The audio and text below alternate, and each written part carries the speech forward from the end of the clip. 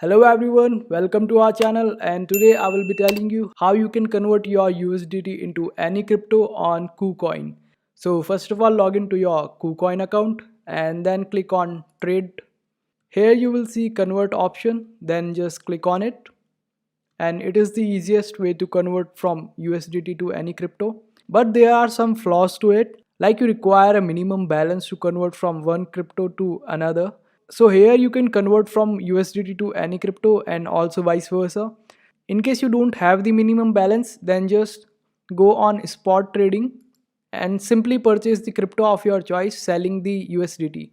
Make sure that you have your balances in your trade account, and let me tell you how you can do that. So in your wallet, make sure that you have your USDT in your trading account instead of main account. Otherwise, you won't be able to trade. So let's go on spot trading now.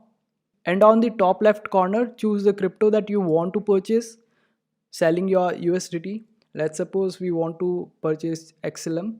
So select XLM and USDT pair.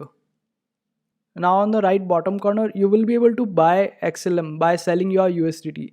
And that's how you convert your USDT to any crypto on KuCoin.